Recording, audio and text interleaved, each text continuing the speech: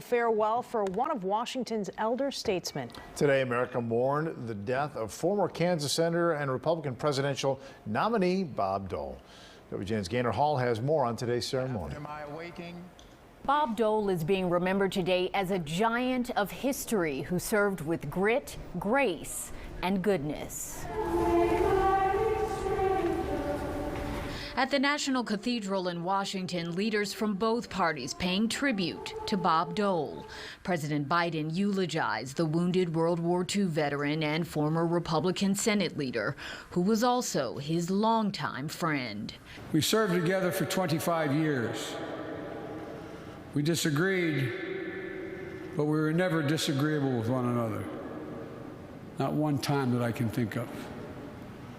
I found Bob to be a man of principle, pragmatism, and enormous integrity.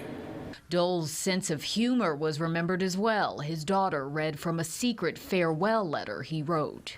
I also confess that I'm a bit curious to learn if I am correct in thinking that heaven will look a lot like Kansas. And to see, like others who have gone before me, if I will still be able to vote in Chicago. He died on Sunday at the age of 98. Earlier this year, he announced he was diagnosed with stage 4 lung cancer.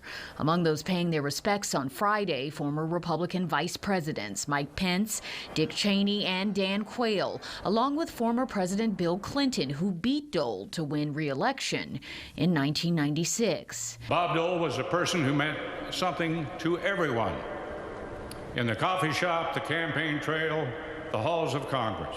From the cathedral, Dole's casket was taken to the National Mall and the World War II memorial he worked to get built. To appreciate the life and the accomplishments of Bob Dole, simply look around. Actor Tom Hanks and General Mark Milley, chairman of the Joint Chiefs of Staff, among the speakers at a public celebration of Dole's life.